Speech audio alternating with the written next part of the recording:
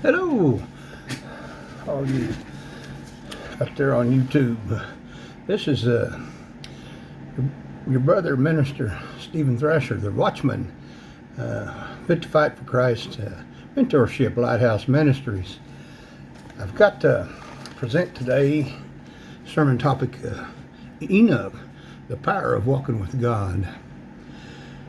Got scriptures here in Genesis 5:21 through 24, and Hebrews 11:5, Genesis 6:5 through 6, 2 Timothy 3:1 through 5, Philippians 2:15, and Psalms 18:2.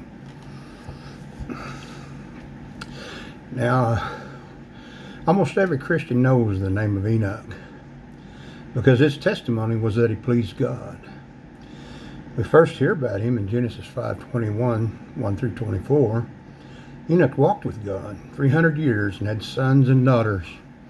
So all the days of Enoch were 365 years, and Enoch walked with God, and he was not, for God took him. And then in Hebrews 11:5, he is mentioned again among the heroes of faith. And what is said about him is super important. By faith, Enoch was taken away so that he did not see death, and was not found because God had taken him. For before he was taken, he had this testimony that he had pleased God. Could there be any better testimony? Enoch lived in the days shortly before Noah, and has written about that time that then the Lord saw the wickedness of man was great on the earth, and he was grieved in his heart. Genesis 6:5 through 6. It must have meant a lot to God that when he looked at the earth and his creation and saw how far it had fallen, and he still saw one man who walked with him, who wanted to please him.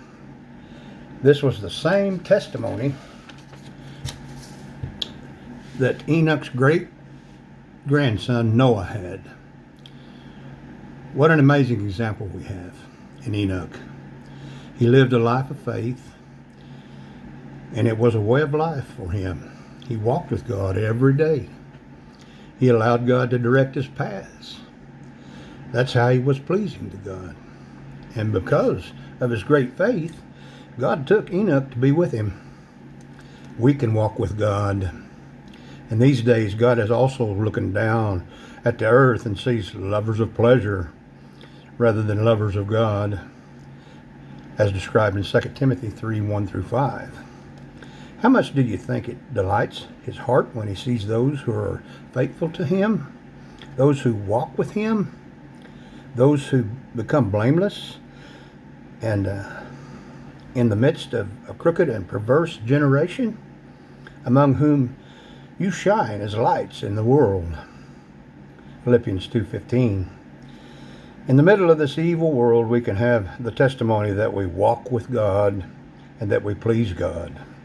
We do this by giving up our lust and our desires, driven by love to serve God in obedience to his will.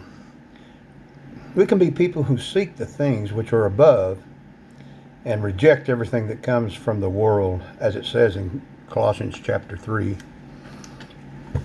We can try to have the same testimony that Enoch had, so that we can honor God with our lives, so that everyone knows this about us, that we walk with God and live to please him, not for the sake of our ego, that we should be known for something, but so that we can honor God with our lives. How do we walk with God? By him being our constant companion, and by spending time in his word. He is the one we turn to for all instruction, comfort, and strength. The Lord is my rock and my fortress and my deliverer, my God, my strength, in whom will I trust? My shield and the horn of my salvation, my stronghold. Psalms 18:2. We are obedient to all that he commands. We don't just by the seat of our pants, get in by the seat of our pants. We dig deeper to find out how we can best serve him and how we can please him better. Then God, whether at the end of our lives on earth or at the time of the rapture, will take us to be with Him. If we are faithful walking with God all of our days, then one day we will walk right into eternity to be with Him forever.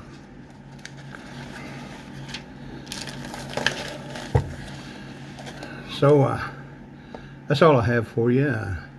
I hope you got the gist of it. That we just do our best to have an encounter with the Lord every day, and strive to be in His presence, and to read His Word. Jesus is the Word. We want to get close to Him. We need to read His Word.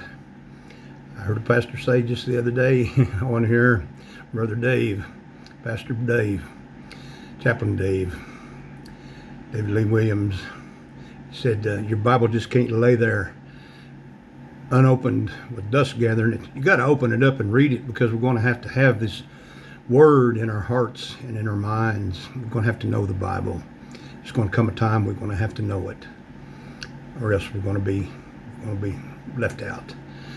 So I'm going to leave you with that, and I just want you all to know that I have love in my heart for you, and I'm praying for all of you and your families, and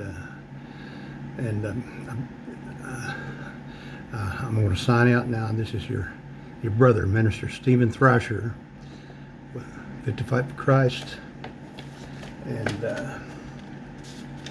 Fit2Fight for Christ Ministries, and what did I say? Just a second here. Fit2Fight for Christ Mentorship-Lighthouse Ministries. Signing out, and we'll see you next time. Thank you. Bye. Go with God.